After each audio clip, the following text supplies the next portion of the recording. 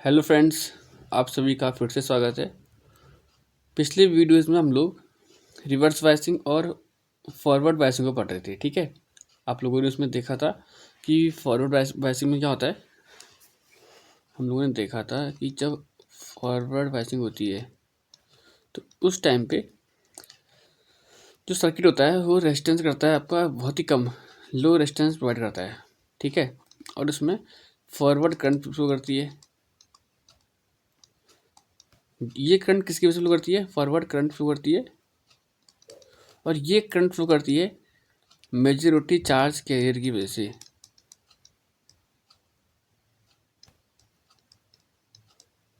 ठीक है, तो फॉरवर्ड वाइसिंग में रेजिस्टेंस कम होता है, लो। ये लाइन इंपॉर्टेंट है, क्यों? क्योंकि आज हम लोग का टॉपिक है, हम लोग को आज आगे जा कर के रेक्टिफायर पढ़ना है। तो जब हम रेक्टिफायर पढ़ेंगे तो वहाँ पर हमको ये प्रॉपर्टी ध्यान रखनी है कि जो फॉरवर्ड वाइसिंग है वो लो रेजिस्टेंस को प्रोवाइड करता है, जबकि जब रिवर्स वाइसिंग होती है तो रिवर्स वाइसिंग के टाइम पे आर क्या होता है? बहुत ज़्यादा बन जाता है।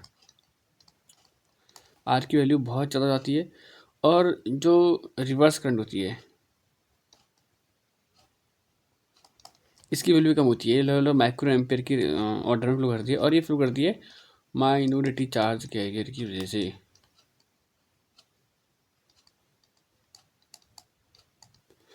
ठीक है, तो हम लोगों ने पिछली वीडियोज़ में इन दोनों टॉपिक को अच्छे से पढ़ लिया था कि फॉरवर्ड वाइस क्या है और रिवर्स वाइस क्या है। फॉरवर्ड वाइस में हम जो बैटरी का पॉजिटिव टर्मिनल है उसको पी के साथ कनेक्ट करते हैं। ठीक है, और जो बैटरी का जो पॉजिटिव टर्मिनल है उसको पी के साथ कनेक्ट करते हैं, और जो निगेटिव टर्मिनल है उसको हम एन साइड के साथ कनेक्ट करते हैं। ठीक है, जबकि रिवर्स बायसिंग में क्या होता है? रिवर्स बायसिंग में इसका उल्टा होगा। जो पी एन डायोड का जो पी टर्मिनल है उसको हम बैटरी के निगेटिव से कनेक्ट करेंगे, और जबकि जो एन टर्मिनल होगा उसको हम बैटरी के निगेटिव से ऐड करेंगे। ठीक है, तो रिवर्स बायसिंग और फॉरवर्ड बायसिंग हमने पिछले वीडियोज में पढ़ लिया था, और आप लोगों ने अब तक देख भी लिया होगा। ठीक है, तो आज हम अपना आज का टॉपिक पढ़ते हैं। आज का जो हमारा टॉपिक है वो है आपका वी आई कैरेक्टरिस्टिक्स। क्या मतलब है इसका? आज हमको ये देखना है कि अगर हम फॉरवर्ड वाइस या रिवर्स वाइस में सिस्टम को पी एन डायोड को लगाते हैं तो उस टाइम पर अगर वोल्टेज में चेंज करने पर करंट में कितना कितना चेंज आता है उसको हमें देखना है। उसको हम बोलेंगे वोल्टेज करंट कैरेक्टरिस्टिक्स। ठीक है, अच्छा, उससे पहले कि पी एन जंक्शन को दिखाते कैसे हैं, पी एन डायोड को, उसका सिंबल क्या होगा? तो उसका सिंबल ये होता है, एक एरो लगा देना है आपको और एक हल्का डंडा लगा देना है। ऐसा क्यों? ये एरो नहीं है, ये आपका पी एन जंक्शन का जो पी साइड है उसको डिनोट करता है। ये पी साइड को डिनोट करेगा, और जबकि ये है डंडा, ये आपका एन साइड को डिनोट करेगा। और दरअसल ये एरो जो बनाया ना, ये करंट के फ्लो की डायरेक्शन को दिखाता है। करंट का फ्लो करती है ज़्यादा जब हम फॉरवर्ड वाइस में इसको लगाएंगे। फॉरवर्ड वाइस में जो होल होते हैं वो इस डायरेक्शन फ्लो करते हैं, और होल की डायरेक्शन में करंट फ्लो करेगी। तो जो एरो नहीं है, ये एरो करंट की डायरेक्शन को दिखाता है। ठीक है, और ये रिप्रेजेंट करता है पी साइड को, और जबकि आगे डंडा लगा है ये दिखाता है एन साइड को। तो ये पी एन जंक्शन का सिंबल ऐसा क्यों है? मुझे लगता है कि आपको समझ में आ गया होगा। ठीक, अच्छा, आगे बढ़ते हैं। तो आज हमको जब पहले पढ़ना है, हम लोग पढ़ रहे थे क्या? Voltage current characteristics. तो उसमें हमको जो पहले पढ़ना है वो है फॉरवर्ड वाइस में वी आई कैरेक्टरिस्टिक्स क्या होते हैं।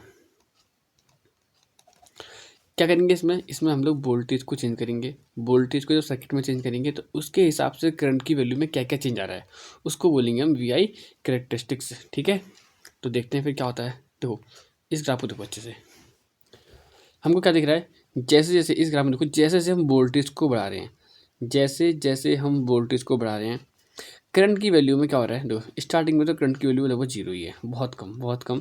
फिर करंट को हल्का हल्का बढ़ना स्टार्ट करिए, लेकिन बहुत कम, अभी बहुत कम है। इसके बाद इस रेंज में जो ये करंट है ये क्या, नॉन लीनियरली चेंज हो रहा है। ठीक है, और आगे जाने के बाद यहाँ पर लीनियर चेंज दिखा रहा है। लीनियर चेंज मतलब कि लाइन को एक स्ट्रेट लाइन नहीं बनी है, यहाँ पे लाइन नहीं बनी है ना? तो पहले क्या हुआ, जब हमने धीरे धीरे वोल्टेज को बढ़ाया, आगे वोल्टेज की हमने अलग अलग वैल्यू ली, वोल्टेज को हम जैसे बढ़ा रहे हैं हम लोग क्या देख रहे हैं कि करंट की वैल्यू में कोई चेंज नहीं आ रहा है। थोड़ा सा और आगे से ज़्यादा बढ़ाने पर करंट की वैल्यू नॉन लीनियरली बढ़ रही है। और जब हम एक फिक्स वैल्यू, ये वैल्यू कौन सी होगी भी देखेंगे, लेकिन एक फिक्स वैल्यू वोल्टेज की, उसके बाद ये बहुत तेज़ी से रैपिडली बढ़ रहा है और वो भी लीनियरली। ठीक है, ये इसको बोलेंगे हम फॉरवर्ड बाइस के वी आई कैरेक्टरिस्टिक्स है कि वोल्टेज को चेंज करने पर करंट में चेंज, ऐसा करंट में कैसा चेंज आएगा। ये बात तो होगी ग्राफ कैसा बनेगा। अब ग्राफ ऐसा क्यों बन रहा है, अब हमें जानना है कि ग्राफ ऐसा क्यों बन रहा है, इसको मैं देख रहे हैं। देखो, जब हम लोगों ने स्टार्टिंग में पढ़ा था कि जब हम लोग पी एन जंक्शन बनाते हैं पी एन जंक्शन ऐसा, अगर ये पी साइड है, ये एन साइड है, अगर ये फॉरवर्ड वाइज है, क्योंकि हम क्या पढ़ रहे हैं फॉरवर्ड वाइज की वी आई करेक्टरिस्टिक पढ़ रहे हैं, यहाँ पे लिखा है ना फॉरवर्ड वाइज। तो जब ये फॉरवर्ड वाइज में होगा तो उस टाइम पर जो पॉजिटिव का बैटरी का पॉजिटिव टर्मिनल है वो पीक के साथ कनेक्ट होता है, और जब ये रिवर्स वाइज में है तो इसका जो नेगेटिव टर्मिनल है ये एन के साथ कनेक्ट होता है ऐसा। फिर यहाँ पे क्या बनती है, एक डिप्लीशन लेयर बनती है, याद है ये हम पढ़ चुके हैं, ये यहाँ पे डिप्लीशन लेयर बनती है। और जब डिप्लीशन लेयर बनती है तो यहाँ पर एक बैरियर पोटेंशियल आता है, आता नहीं आता तो मैं इसको बी वी लिख दे रहा हूँ। ठीक है, ये बी है, बैरियर पोटेंशियल को दिखा रहा है। ये बैरियर जो पोटेंशियल है ये करंट के जो फर्दर मूवमेंट है, जो होल और ये इलेक्ट्रॉन का, उसके मूवमेंट को रोकता है, अपोज करता है हम पहले पढ़ चुके हैं डिटेल में इस चीज़ को। ठीक है, तो इतना मुझे लगता है कि आप लोगों ने पहले वीडियो देखे होंगे और आपको आता होगा। तो ये जो पोटेंशियल बैरियर है ये एक्सटर्नल फील्ड के अपोजिट होता है, कब, फॉरवर्ड बायस में। फॉरवर्ड बायस में जो हम बैटरी लगा रहे हैं फील्ड इस तरफ है, और ये जो बैरियर पोटेंशियल है ये होता है अंदर की तरफ, ये करता है अपोज। स्टार्टिंग में इसकी वैल्यू लगभग क्या होती है, इसकी वैल्यू कभी 0.3 कुछ होती है, ये होती है जर्मीनियम के लिए, और 0.7 होती है सिलिकन के लिए। ठीक है, तो देखो हमने यहाँ पे 0.7 ले रखा है, ये हम सिलिकन के लिए बात कर रहे हैं। तो क्या हुआ यहाँ पर, जब हमने वोल्टेज को बढ़ाया तो 0.1, कुछ पहले वोल्टेज 0 थी तो 0, 0.1, 0.2 ऐसे करके कुछ वोल्टेज रही, 0.3, 0.4, 0.5 करंट की कुछ ना कुछ वोल्टेज थी, कुछ ना कुछ वैल्यू रहेगी। लेकिन ये वैल्यू सब 0.7 से कम है, यानी कि हमने जो बैटरी लगा रखी है उसकी वोल्टेज कम है, किससे, अभी बैरियर पोटेंशियल से। और जब बैरियर पोटेंशियल से वोल्टेज कम है तो कौन जीतेगा, फिर बैरियर पोटेंशियल जीतेगा। अगर वो जीतेगा तो क्या करंट को मूव होने देगा, उससे नहीं होने देगा। तो बहुत मामूली सी करंट फ्लो हो रही है इस रेंज में, हो रही नहीं हो रही है, लेकिन जैसे जैसे हम करंट को बढ़ाएंगे, अब वोल्टेज हमारी बढ़ेगी तो कुछ इसके जो करंट के फ्लो होने में हेल्प मिलेगी, नहीं मिलेगी, ये होल की और इलेक्ट्रॉन की, जिनको फ्लो होने से ये बैरियर पोटेंशियल अपोज कर रहा है, रोक रहा है। तो अब ये जो फॉरवर्ड बायस की करंट है, जब इसकी हम वोल्टेज को बढ़ाएंगे तो जो फॉरवर्ड बायसिंग में जो करंट की वैल्यू धीरे धीरे बढ़ेगी, क्योंकि होल और इलेक्ट्रॉन का मूवमेंट बढ़ेगा। होल और इलेक्ट्रॉन के मूवमेंट बढ़ने से करंट फ्लो होना स्टार्ट हो जाएगी एक ज़्यादा अमाउंट में। और जैसे ही इस पोटेंशियल जो हमने बाहर की जो लगा की वोल्टेज, इसकी वैल्यू बैरियर पोटेंशियल से बहुत ज़्यादा हो जाएगी। जब इससे ज़्यादा हो जाएगी, बहुत ज़्यादा हो जाएगी, तो करंट बहुत तेज़ी से बहना स्टार्ट करेगी। तो उस टाइम पर फिर मेजॉरिटी चार्ज कर रहे आराम से पी से एन और एन से पी आएंगे, जो होल हैं वो पी से एन जाएंगे, इलेक्ट्रॉन एन से पी जाएंगे। और जब ऐसा होगा तो बहुत ज़्यादा अमाउंट में करंट फ्लो करेगी। अब फिर इसके बाद जब हम वोल्टेज बढ़ाते जाएंगे तो करंट का अमाउंट लगातार बढ़ता जाएगा। ठीक है, तो ये ग्राफ ऐसा क्यों आ रहा है हमने ये सीखा, ग्राफ कैसा आ रहा है हमने वो भी सीखा। ठीक है, और ये दोनों बात इंपॉर्टेंट है। क्या हम लोगों ने पढ़ा, वी आई कैरेक्टरिस्टिक्स किसके, फॉरवर्ड वाइज के। तो मुझे लगता है कि आपको ये बात समझ में आ गई होगी कि ये ग्राफ कैसा आ रहा है और ग्राफ ऐसा क्यों आ रहा है। ठीक है, अब आगे बढ़ते हैं। यहाँ पे समझा रखा है देखो, ये जब हम क्या करेंगे, जब वोल्टेज चौकी लो होगी, जब हमने अप्लाइड वोल्टेज है वो लो है, तो करंट की लेवल वो जीरो होती है। ग्राफ ठीक लग रहा होगा, लेवल जीरो ही है, ये करंट की लेवल जीरो है जब वोल्टेज की वैल्यू कम है। तो ऐसा क्यों, this is due to the barrier potential which oppose the applied voltage. हमने जो बाहर से वोल्टेज लगा रखी है उसका अपोज कौन कर रहा है, बैरियर पोटेंशियल। अभी इसकी वैल्यू ज़्यादा है तो ये अपना असर दिखाएगा ना, इसकी वैल्यू ज़्यादा है, ये अभी ताकत में है, तो ये अपोज करेगा, करंट को फ्लो नहीं होने देगा, क्योंकि इसका काम क्या है, करंट को फ्लो नहीं होने देना, मेजॉरिटी चार्ज कैरियर की मूवमेंट को रोकना। तो ये करंट को फ्लो नहीं होने देगा, इसलिए करंट क्या है, लेवल जीरो है। लेकिन जैसे हम करंट को बढ़ाएंगे तो क्या होगा, करंट नॉन लीनियरली बढ़ती है, देखा हमने यहाँ पे। और जैसे ही, अरे कब तक होगा, जैसे ही बैरियर पोटेंशियल से ज़्यादा करंट हो जाएगी तो उसके बाद करंट बहुत तेज़ से बढ़ेगी। ठीक है, और further increase in the voltage the current now increase very rapidly almost linearly and behave as conductor. और इस रीजन में, ये जो ये वाला रीजन है, ये यहाँ से लेकर यहाँ तक का, ये जहाँ पर लीनियरली चेंज हो रहा है, इस टाइम पर ये ऐसा कंडक्टर की तरह बिहेव करेगा। कौन? ये सेमी कंडक्टर। बात समझ में आ गई? ठीक है, तो ये हमने पूरा पढ़ लिया अच्छे से। ठीक है, अब रिवर्स वाइस्ड के कैरेक्टरिस्टिक कैसे होते हैं। अब देखो इस ग्राफ को अब अच्छे से समझना। फिर से ग्राफ कैसा दिख रहा है? रिवर्स वाइसिंग में देखो ये 0 से इस तरफ की वोल्टेज है। ठीक है, फॉरवर्ड वाइसिंग में वोल्टेज इस तरफ थी। तो रिवर्स वाइसिंग में हम लगा रहे हैं क्योंकि अपोजिट टर्मिनल होंगे। अब हम बैटरी का जो पी, ये जो हमारा पी एन डायोड है, ये पी है, ये एन है, तो इसका जो पी टर्मिनल है, पी रीजन है, इसको हम बैटरी के निगेटिव से करेंगे कनेक्ट है, और पॉजिटिव को करेंगे एन से कनेक्ट है। तो इस टाइम पे देखो फिर ये यहाँ पे होल का मूवमेंट है जी अलग हो जाता था ना, अब होल इस तरफ आएंगे। और ये जो बीच में डिप्लीशन लेयर है या फिर हम बोलेंगे कि पी एन जंक्शन है, उसकी तरफ मूव नहीं करेंगे। जबकि करंट को फ्लो होने के लिए होल को इस तरफ जाना पड़ेगा, इलेक्ट्रॉन इस तरफ आना पड़ेगा। उल्टा हो रहा है, अब इलेक्ट्रॉन भी इस तरफ आएंगे और होल भी इस तरफ को आएंगे। ठीक है, तो यहाँ पे करंट फ्लो नहीं करती, तो यहाँ पर क्या होता है, मेजोरिटी चार्ज कैरियर की वजह से कोई करंट फ्लो नहीं करती, और थोड़ी बहुत हल्की सी करंट फ्लो करती है। देखना करंट की वैल्यू कुछ ना कुछ है। ये किसकी वजह से? ये होती है माइनॉरिटी चार्ज कैरियर की वजह से। जिनको सपोर्ट कौन करता है? जिनको ये जो रिवर्स वोल्टेज है या बैरियर पोटेंशियल है वो सपोर्ट करता है इनको। ठीक है, तो माइनॉरिटी चार्ज कैरियर की वजह से करंट फ्लो करती है। इस करंट की जो वैल्यू होती है ये बहुत कम होती है,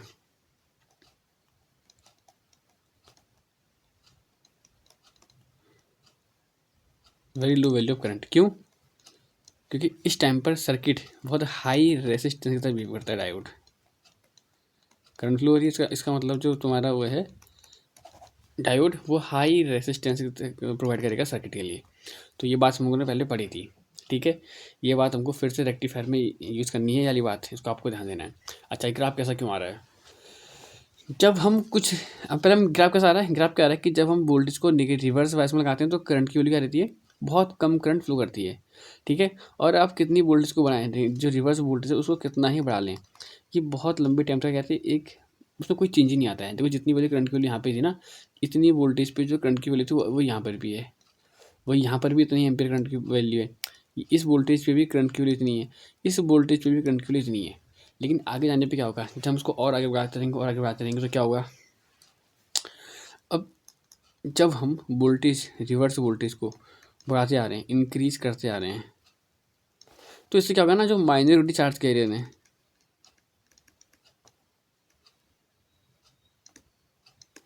इनकी स्पीड बहुत बढ़ती है, क्योंकि वोल्टेज को बढ़ा रहे हैं। वोल्टेज बढ़ाने से इन पर तो असर पड़ेगा ना, मेजोरिटी पे असर नहीं पड़ रहा है, लेकिन इन पर असर पड़ेगा माइनॉरिटी पे। इनके मूवमेंट को ये सपोर्ट करते हैं। कौन? रिवर्स जो वेरिएबल पोटेंशियल है, ये जो रिवर्स वाइज के जो माइनॉरिटी चार्ज कैरियर हैं उनको सपोर्ट करती है। ठीक है, तो माइनॉरिटी चार्ज कैरियर को सपोर्ट करेगी तो उनकी एनर्जी बढ़ेगी, एनर्जी बढ़ेगी, तो एनर्जी बढ़ते बढ़ते एनर्जी बहुत ज़्यादा हो जाएगी, यानी कि इनकी जो काइनेटिक एनर्जी है वो भी बहुत ज़्यादा हो जाएगी। ठीक है, जब ये ज़्यादा होगी तो अंदर जाके टकराएंगे और इससे क्या होगा, बॉन्ड टूटेंगे, बॉन्ड ब्रेक होंगे। कौन से बॉन्ड? कोवैलेंट बॉन्ड, जो सेमी कंडक्टर के अंदर होते हैं, हम लोगों ने पहले पढ़ रखा है। जब ये बॉन्ड टूटेंगे, जब भी एक बॉन्ड टूटेगा तो क्या होगा, इलेक्ट्रॉन और होल के पेयर जनरेट होंगे नहीं होंगे। ये कुछ टाइम तक तो बर्दाश्त करेगा, जब नेगेटिव वोल्टेज अप्लाई करते रहेंगे और उसकी नेगेटिव वोल्टेज की वैल्यू बढ़ाते रहेंगे, बढ़ाते रहेंगे, बढ़ाते रहेंगे, बढ़ाते रहेंगे, कुछ टाइम तक तो बर्दाश्त करेगा। और करंट की वैल्यू लगभग लगभग कांस्टेंट रहती है। कांस्टेंट इसलिए क्योंकि इस टाइम पर जितने भी हमारे पास माइनॉरिटी चार्ज कैरियर थे सब के सब मूव कर रहे थे। लेकिन ऐसा करते करते करते एक वोल्टेज आएगी, जिस वोल्टेज पर एक वोल्टेज ऐसी आएगी जिस वोल्टेज पर इन माइनॉरिटी चार्ज कैरियर की एनर्जी बहुत ज़्यादा हो जाएगी। जब इनकी एनर्जी बहुत ज़्यादा होगी तो काइनेटिक एनर्जी बढ़ेगी, और काइनेटिक एनर्जी बढ़ने से क्या होगा, ये टकराएंगे, अलग अलग बॉन्ड जो बने हुए हैं वहाँ टकराएंगे, और जब वहाँ टकराएंगे तो इनसे और जो बॉन्ड है वो टूटेंगे। जब ये बॉन्ड टूटेंगे तो फिर क्या होगा, इलेक्ट्रॉन होल पेयर बहुत ज़्यादा अमाउंट बनेंगे, तो बहुत ज़्यादा अमाउंट में इलेक्ट्रॉन होल पेयर जनरेट हो जाते हैं ठीक इस वोल्टेज पर। और जब इलेक्ट्रॉन और होल के पेयर बहुत ज़्यादा बन जाएंगे तो इनके मूवमेंट से फिर बहुत ज़्यादा करंट फ्लो करेगी। तो देखो ठीक ब्रेक डाउन वोल्टेज आते ही करंट की वैल्यू एकदम से कितना बढ़ गई। यहाँ तक करंट कांस्टेंट थी, लेकिन जैसे ही हम ब्रेक डाउन वोल्टेज तक पहुँचे तो करंट की वैल्यू में बहुत ज़्यादा चेंज आ गया, एकदम से बहुत ज़्यादा बढ़ गई। ठीक है, जिस वोल्टेज पर ये करंट की वैल्यू में इतना चेंज आ रहा है, रैपिडली इंक्रीज हो रही है, इसको हम बोलते हैं एवलांच वोल्टेज या फिर जीनर वोल्टेज। हो जाएगा? हो जाएगा। तो मुझे लगता है कि आपको ये बात समझ में आ गई होगी। ठीक है, तो इसको समझते हैं अब। जैसे ही हम लोगों ने अप्लाई करी वोल्टेज किस में, रिवर्स बायस में, तो रिवर्स बायसिंग में क्या करते हैं, जो पी साइड है इसको हम कनेक्ट करेंगे नेगेटिव टर्मिनल से, और जो पी साइड है, एन साइड है, इसको हम कनेक्ट करेंगे पॉजिटिव टर्मिनल से। जब ऐसा करेंगे तो हम बोलेंगे हमारा सिस्टम रिवर्स बायसिंग में है। और जब रिवर्स बायसिंग में होगा तो बहुत छोटे अमाउंट में करंट, किसी वजह से माइनॉरिटी चार्ज कैरियर, ये माइनॉरिटी चार्ज कैरियर की वजह से बहुत कम अमाउंट में करंट फ्लो करती है, ठीक है। और ये माइनॉरिटी चार्ज कैरियर कहाँ से आएंगे, जो जब ये जिस टेम्परेचर पर सेमी कंडक्टर रखा हुआ है तो वहाँ पर कुछ बॉन्ड टूटेंगे उसकी वजह से, तो उस वजह से जनरेट हुए होंगे। This reverse current remain constant for almost long range of applied voltage. हाँ, हमने दिखा तो सारा सा पीछे, बहुत लंबे टाइम तक के लिए, बहुत लंबे टाइम तक के लिए जो रिवर्स वोल्टेज पर ये इस करंट की वैल्यू, जो रिवर्स करंट है इसकी वैल्यू बहुत लंबे टाइम तक क्या रहती है, कांस्टेंट रहती है, इसमें चेंज ही नहीं आ रहा है। इस वोल्टेज पे भी इतनी करंट फ्लो कर रही है, इस वोल्टेज पे भी इतनी करंट फ्लो कर रही है, इस वोल्टेज पे भी करंट की वैल्यू इतनी है, इस वोल्टेज पे भी करंट की वैल्यू इतनी है। तो बहुत लंबे टाइम तक वोल्टेज में आप कितना ही चेंज कर लो, करंट की वैल्यू में कोई चेंज नहीं आ रहा। तो यही तो हमने यहाँ पे लिखा है, देखो, this reverse current remain constant और almost long range of applied voltage. लेकिन इसके बाद क्या होता है, if reverse wise voltage is made very high, और अगर हम इसको बहुत ज़्यादा बढ़ा दें और बढ़ा दें तो क्या होगा, kinetic energy of minority charge carrier become very high. जो माइनॉरिटी चार्ज कैरियर है जिनकी वजह से रिवर्स करंट फ्लो हो रही है, उनकी उनकी काइनेटिक एनर्जी बहुत ज़्यादा बढ़ जाती है। और उससे क्या होगा, अब वो कुछ जो कोवैलेंट बॉन्ड है उनको तोड़ देंगे जंक्शन के पास। अब जब ये बॉन्ड टूटेंगे तो इससे इलेक्ट्रॉन और होल के पेयर बनेंगे नहीं बनेंगे, बताओ। जब इलेक्ट्रॉन और होल के पेयर बहुत ज़्यादा हो जाएंगे तो उससे ये इनके मूवमेंट से भी बहुत ज़्यादा करंट फ्लो करेगी, और जब करंट बहुत ज़्यादा फ्लो करेगी तो उस कंडीशन को बोलेंगे एवलांच ब्रेकडाउन या फिर जीनर ब्रेकडाउन।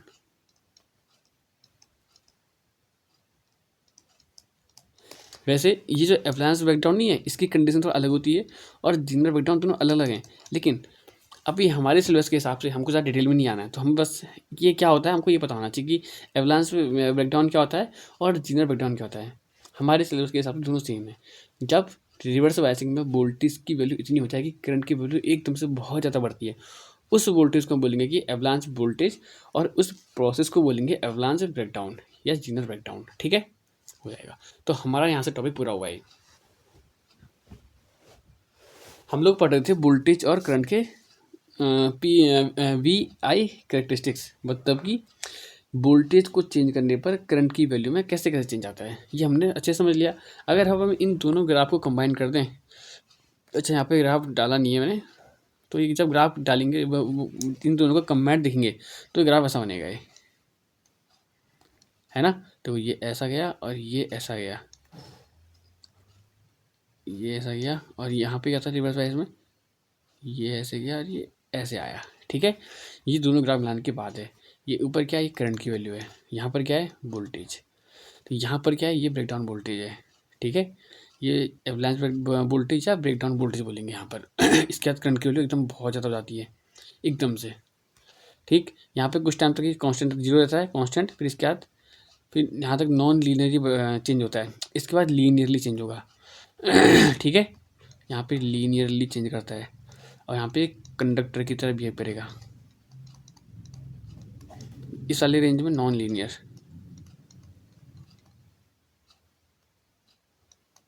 हो जाएगा। तो ये हमारा कंबाइंड इफेक्ट है, पी वी आई करेक्टरिस्टिक है, हो जाएगा। तो मुझे लगता है कि आपको समझ में आ गया होगा।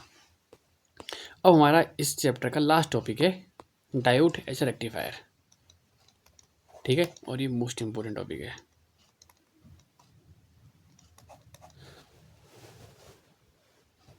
हम लोग बहुत देर से पढ़ रहे हैं कि ये डायोड के बारे में हमने बहुत सारी चीज़ें पढ़ी, लेकिन डायोड का कोई यूज है क्या, तो एक डायोड का एप्लीकेशन है एज अ रेक्टिफायर।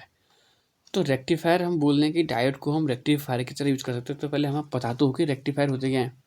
तो रेक्टिफायर क्या होता है, रेक्टिफायर एक डिवाइस है, क्या है, एक डिवाइस है। अगर ये डिवाइस है तो कुछ काम करती होगी।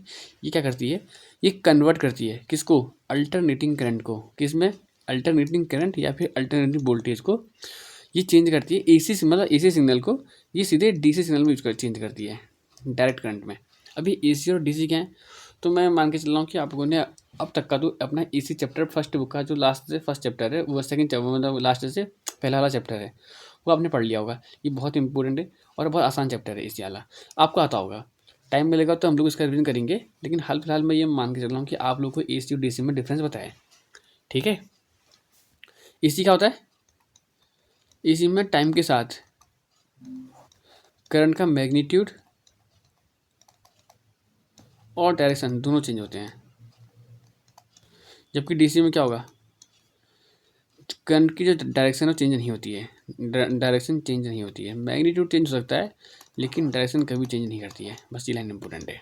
ठीक है, जैसे ये मैंने ग्राफ खींचा एक, ये क्या है? ये एसी है। क्यों? फर्स्ट हाफ साइकिल में करंट पॉजिटिव साइकिल डायरेक्शन में मूव कर रही है, जबकि अगले हाफ साइकिल में ये पॉजिटिव में है, ये नेगेटिव में। फिर इसके बाद फिर पॉजिटिव, फिर नेगेटिव, फिर पॉजिटिव, फिर नेगेटिव। इसका मतलब करंट की डायरेक्शन चेंज हो रही नहीं हो रही है, यहाँ पे चेंज हो रही है। लेकिन अगर सोचो मैंने एक ग्राफ बना दिया, ये क्या है? डीसी का ग्राफ है। लेकिन अगर मैं ग्राफ ऐसा बनाता हूँ, एक ग्राफ, इसको आप क्या कहेंगे? डीसी है, एसी है। ये भी डीसी है, ठीक है, ये भी डीसी है, ध्यान रखना।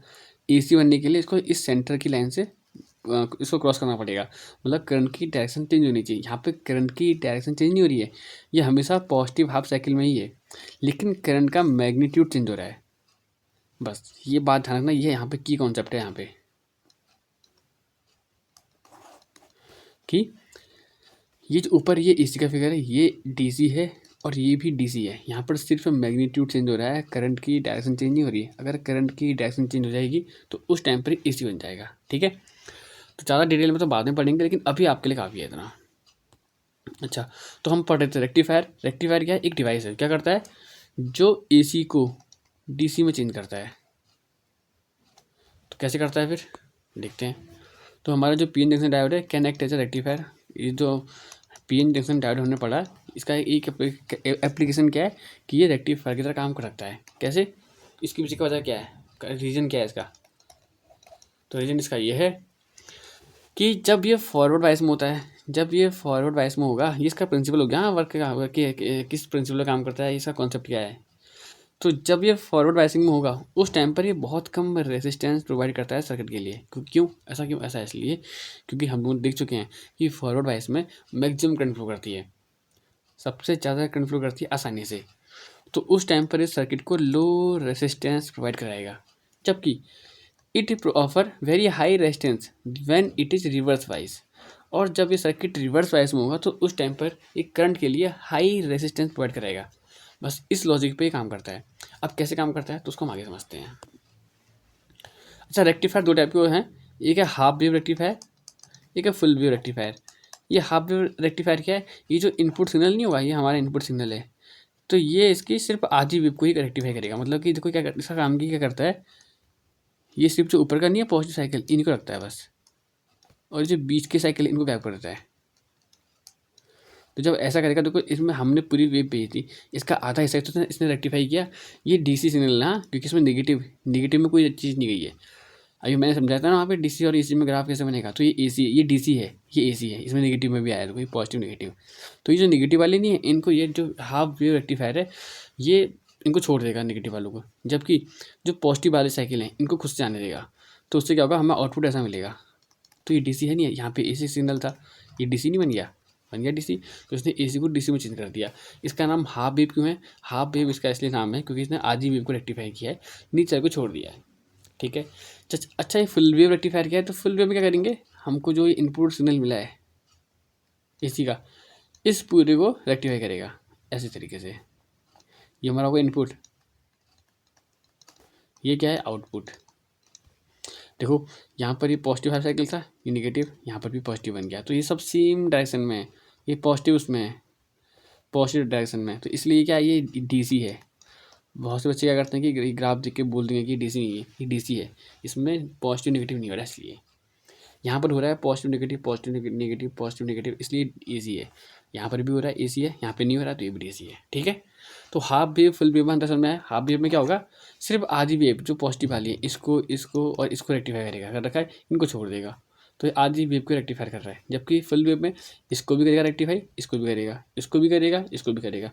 इसका आउटपुट ये भी पॉजिटिव में, इसका आउटपुट वही पॉजिटिव में, इसका आउटपुट पॉजिटिव में, इसका भी पॉजिटिव में। तो ये बात समझ में आ गई। तो हाफ वेव रेक्टिफायर और फुल वेव रेक्टिफायर का मतलब क्या है, नाम सुन के आइडिया मिल जा रहा है कि सिर्फ आधी वेव को रेक्टिफाई करता है ये पूरी को कर देगा। ठीक है, अच्छा आगे बढ़ते हैं। कैसे करता है फिर P N junction diode as half wave rectifier की तरह यूज कैसे कर सकते हैं हमसे। तो यहाँ पर क्या होगा, हमको चाहिए सिर्फ एक बात जानना है, यहाँ पे ये सवाल इंपॉर्टेंट है, कितने वो चाहिए, हमको सिर्फ एक चाहिए, सेमी कंडक्टर डायोड हमको सिर्फ एक ही चाहिए इसके लिए। A single P N junction diode can act as half wave rectifier, single, हाँ सिंगल, ये इंपॉर्टेंट है, सिंगल कैसे करता है। दिस इज कॉल्ड, अब इसका नाम हाफ वेव रेक्टिफायर क्यों है, this is called half wave rectifier because when AC is applied across the diode, जब हम डायोड के अक्रॉस एसी को अप्लाई करेंगे then current flow from diode only for positive half cycle not for all cycle. हमने देने को भैया तो पॉजिटिव भी दिया, नेगेटिव भी दिया, पॉजिटिव भी दिया, नेगेटिव भी दिया, लेकिन इसने हमको रेक्टिफाई करके दिया, हमको सिर्फ पॉजिटिव साइकिल आउटपुट में दे दी है, नेगेटिव वाला कोई था ही नहीं। अगर नेगेटिव में कोई नहीं है तो ये एसी हुआ, ये डीसी हुआ नहीं हुआ, ये डीसी है, ये सिर्फ सब सारे के सारे सेम डायरेक्शन में है, पॉजिटिव उसमें ही मूव कर रहे हैं। ठीक है, काम कैसे करता है, काम कैसे करता है समझो इसको। देखो, जब हमने इसको एसी सिग्नल दिया ये एसी सिग्नल दे रहा होगा, बस यहाँ पे ट्रांसफार्मर बन जाता है, मैं सिंपल समझाने के लिए ले लिया है। देखो, हमने यहाँ पे एसी सिग्नल अप्लाई किया, जैसे हम एसी सिग्नल अप्लाई करेंगे उस टाइम पर जो ये यार टर्मिनल होगा ये बन जाएगा पॉजिटिव और ये बन जाएगा नेगेटिव, किसके लिए, फर्स्ट हाफ साइकिल के लिए। तो फर्स्ट हाफ साइकिल के लिए ये बन जाएगा ऊपर पॉजिटिव, नीचे बन जाएगा नेगेटिव। अब इससे करंट फ्लो होगी कब, क्योंकि अब देखो ये पॉजिटिव टर्मिनल है, ये नेगेटिव है, तो ये डायोड का मैंने कहा था ना, हमने सिंबल पढ़ा था कि ये पॉजिटिव वाला पी को दिखाता है और ये एन को दिखाता है। तो देखो, जो पॉजिटिव वाला पी की साइड है और एन वाला नेगेटिव साइड है, यानी कि ये फॉरवर्ड वाइस में है नहीं है। तो जब भी करंट पॉजिटिव हाफ साइकिल में फ्लो करेगी उस टाइम पर ये जो डायोड है ये बन जाएगा फॉरवर्ड वाइस में, और जब डायोड फॉरवर्ड वाइस में होता है तो उसमें मैक्सिमम करंट फ्लो करती है और उस वक्त रेजिस्टेंस से मिनिमम होता है, तो इससे करंट फ्लो करेगी। तो जैसा दिया था वैसे हमको सिग्नल मिल गया, आउटपुट मिल गया। लेकिन अगले हाफ साइकिल में नेगेटिव में क्या होगा, जैसे ही नेगेटिव बनेगा तो ये बन जाएगा नेगेटिव और ये बन जाएगा पॉजिटिव। जैसे ही बनेगा नेगेटिव, देखो ये पी है, पी की साइड कौन आ गया, एन आ गया, और एन की साइड आ गया पी, पॉजिटिव टर्मिनल आ गया। इसका मतलब किस में आ गया, रिवर्स वाइज में आ गया। जब ये डायोड रिवर्स वाइज में आ जाएगा, क्या इससे होकर करंट फ्लो करेगी, अभी तो हमने पढ़ा थोड़ी देर पहले कि रिवर्स वाइजिंग में ये हाई रेसिस्टेंस प्रोवाइड करता है, तो इससे लेवल करंट फ्लो, कोई भी करंट फ्लो नहीं होगी, लेवल।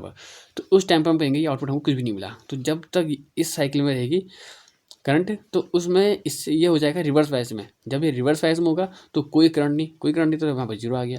जैसे ही फिर पॉजिटिव में आएगा तो ये बन जाएगा फॉरवर्ड वाइज, तो इससे फिर आउटपुट मिलेगा। फिर अगले नेगेटिव में फिर रिवर्स वाइज, कोई करंट नहीं, फिर अगले पॉजिटिव में फिर ऐसा होगा। समझ में आ गया। तो देखो, हमको सिर्फ पॉजिटिव वाले आउटपुट में साइकिल मिलने हैं, जो नेगेटिव वाले से पूरे गायब हो चुके हैं। तो ऐसे करके हमको इसमें एक रेक्टिफायर काम करता है और एसी को डीसी में चेंज कर दे रहा है। ठीक है,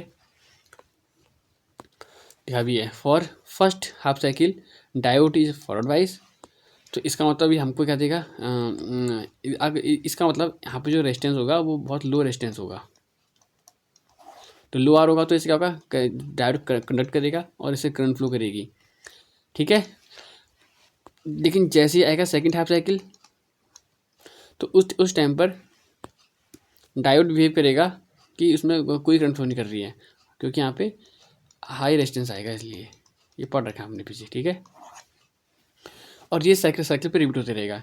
पॉजिटिव में करंट फ्लो करेगी, नेगेटिव में कोई करंट फ्लो नहीं करेगी, पॉजिटिव में करंट फ्लो करेगी, नेगेटिव में कोई नहीं। तो हमको फिर आउटपुट मिलेगा इस टाइप का। इसमें क्योंकि आधी वेव है ना, हमने तो पूरी भेज दी, हमको आउटपुट में सिर्फ आधी वेव मिली है पॉजिटिव वाली, इसलिए हम बोलेंगे इसका नाम हाफ वेव रेक्टिफायर है। ये यूनिडायरेक्शनल आउटपुट मिल रहा है, सब पॉजिटिव डायरेक्शन में ही है, इसलिए हो जाएगा। तो ये हाफ वेव रेक्टिफायर पूरा हो गया। अब इसमें आखिरी topic, P N diode as full wave rectifier. तो ये हम समझ चुके हैं, फुल वेव रेक्टिफायर ये होता है पूरी वेव को रेक्टिफाई करेगा, सबको पॉजिटिव डायरेक्शन में चेंज करते हैं। कैसे, यहाँ पर हमको चाहिए टू पी एन डायोड। याद रखना, हमने जब हाफ वेव पढ़ा था वहाँ पे हमको सिर्फ सिंगल वो चाहिए था। ये एमसीक्यू का सवाल बन सकता है कि पी एन डायोड जब फुल वेव रेक्टिफायर की तरह काम करेगा तो हमको कितने डायोड चाहिए, 2 डायोड चाहिए। वहीं पर अगर हमको हाफ वेव के लिए चाहिए तो वहाँ पे हमको चाहिए सिर्फ 1 डायोड। ठीक है, अच्छा 2 कैसे चाहिए, तो फिगर देखो, 1 डायोड हमको ऐसे चाहिए होगा D1, 1 डायोड हमको ऐसे चाहिए होगा। 1 diode rectify 1 half cycle, second diode rectify second half cycle. जब ये करंट फर्स्ट हाफ साइकिल में फ्लो करेगी, फर्स्ट हाफ साइकिल में जब फर्स्ट हाफ साइकिल होगा उस टाइम पर ये बन जाएगा पॉजिटिव, यहाँ पे बन जाएगा नेगेटिव, फिर ये पॉजिटिव, फिर ये नेगेटिव। तो अब देखो, ये पॉजिटिव का पी टर्मिनल है, तो ये डायोड का पी टर्मिनल पी रीजन है, तो ये पी वाला पॉजिटिव से जुड़ा हुआ है और ये एन वाला यहाँ से होते हुए नेगेटिव से जुड़ा है, यानी कि फर्स्ट हाफ साइकिल में ये बन जाएगा फॉरवर्ड वाइज में। और ये देखो, तो ये पॉजिटिव है और ये नेगेटिव वाला कहाँ से जुड़ा है, पी के साथ, और ये पॉजिटिव जुड़ा है इसके साथ, एन के साथ, तो ये आपका आगे रिवर्स वाइज में। इन दोनों में से कौन करंट फ्लो करेगा, ये लो रेजिस्टेंस देगा, ये हाई देगा, तो करंट यहाँ से फ्लो करेगी। जब करंट यहाँ से फ्लो करेगी तो हमको आउटपुट मिलेगा, तो हमको इसके हिसाब से ये आउटपुट मिल गया। ठीक है। अच्छा, जैसे ही वाला साइकिल आएगा नेगेटिव हाफ साइकिल, उस टाइम पर ये बन जाएगा नेगेटिव,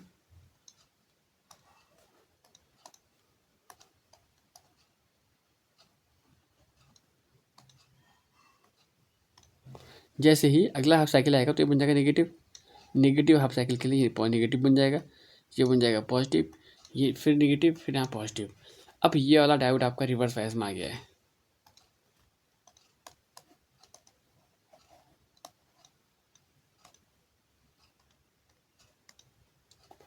अब ये वाला डायोड आपका फॉरवर्ड वाइज में आ गया है, जबकि और ये आपका आ गया है, नहीं ये वाला आ गया फॉरवर्ड वाइज में, देखो ये रिवर्स वाइज में है, ये पी वाला नेगेटिव से जुड़ा हुआ है तो रिवर्स वाइज। ये वाला देखो, ये पॉजिटिव यहाँ से होते हुए ये एन वाला नेगेटिव से, तो ये है आपका रिवर्स वाइज में, पर फॉरवर्ड वाइज में। तो इससे क्या होगा, अब इस वाले से करंट फ्लो करेगी, जब करंट फ्लो करेगी तो करंट होते होते यहाँ से जाएगी, हम यहाँ से आउटपुट बाहर ले लेंगे, तो अब इसमें भी करंट फ्लो कर रही है। फिर अगले आप साइकिल में फिर ये फॉरवर्ड वाइज, ये रिवर्स, तो करंट फ्लो करेगी। फिर अगले में क्या होगा कि ये सेम उल्टी मेथड आ जाएगी जो हमने यहाँ पे पढ़ा था, तो वही यहाँ पर फिर करंट फ्लो करेगी, जहाँ लगभग हमको और लगातार हर साइकिल के लिए चाहे पॉजिटिव चाहे नेगेटिव सबके लिए आउटपुट मिलेगा। यहाँ पर लिखा हुआ है फर्स्ट वाले के इसमें D1 काम करेगा, सेकंड में फिर D2, फिर D1, फिर D2, और ऐसे करके हमको आउटपुट मिलेगा यूनिडायरेक्शनल। सारे के सारे पॉजिटिव हैं, ऊपर पॉजिटिव नेगेटिव, ये AC है ऊपर वाला, ये नीचे वाले DC हैं, ये सारे के सारे पॉजिटिव हैं। हो जाएगा। तो कैसे फुल वेव रेक्टिफायर काम करता है, कैसे हाफ वेव रेक्टिफायर काम करता है, तो मुझे लगता है कि आप लोग कर लेंगे ऐसे। जब होगा फर्स्ट हाफ साइकिल तो उसमें D1 बन जाएगा फॉरवर्ड वाइज, D2 बन जाएगा रिवर्स वाइज, इससे करंट फ्लो करेगी, जबकि इससे करंट फ्लो नहीं करेगी। अब जब करंट फ्लो करेगी D1 से तो हम आउटपुट ले लेंगे लोड आर से, या आउटपुट लेने के लिए यहाँ पर लोड रेजिस्टेंस लगा हुआ है। अब जैसे हाफ साइकिल आएगा सेकंड वाला, उस टाइम पर D2 बन जाएगा आपको फॉरवर्ड वाइज में, जबकि D1 बन जाएगा रिवर्स वाइज में, तो इसमें कोई करंट फ्लो नहीं करेगी, इसमें करंट फ्लो करेगी। तो इस बार जो जहाँ पर हाफ वेव रेक्टिफायर में हमारे पास एक ही डायोड था, उस वाले के इसमें सेकंड हाफ साइकिल में कोई तो वो काम ही नहीं करता था, तो उतनी टाइम की वेव गायब हो जाती थी वहाँ से। लेकिन यहाँ पर दो डायोड हैं, एक बार बारी से सबका नंबर आएगा, एक बार D1 बनेगा फॉरवर्ड वाइज, एक बार अगले नेगेटिव हाफ साइकिल में D2 बनेगा फॉरवर्ड वाइज में। तो ऐसे करके इस साइकिल बार बार रिपीट होते रहेंगे, करंट हमको बार मिलती रहेगी, और ये रिपीट होगी बार बार, और हमको आउटपुट मिल जाएगा AC से DC। और इसी के साथ ही हमारा चैप्टर कंप्लीट हुआ। ठीक है। तो मुझे लगता है कि आप लोगों ने अच्छे से पढ़ा होगा, आपको अच्छे से समझ में आ रहा होगा। अगर आप लोगों ने पहले नहीं पढ़ा है, क्योंकि हम लोग कर रहे हैं रिवीजन, तो ज़्यादा डिटेल में नहीं आ रहे हैं, ऊपर देख रहे हैं। ठीक है। लेकिन फिर भी कोशिश करिए है कि आप लोग को, अगर आप लोगों ने पहले नहीं पढ़ा है तो आप लोग अच्छे समझ पाएँ। तो मुझे लगता है कि आप लोग को अच्छे समझ में आया होगा। और इससे पहले की वीडियो आप लोगों ने अगर देखी है तो ठीक है, नहीं देखी तो आप लोग देख लेना एक बार। ठीक है। अब हम लोग मिलेंगे अगले चैप्टर में, एक नया चैप्टर को ढूंढेंगे। तब तक का आप लोग उसको पढ़ो। बाय।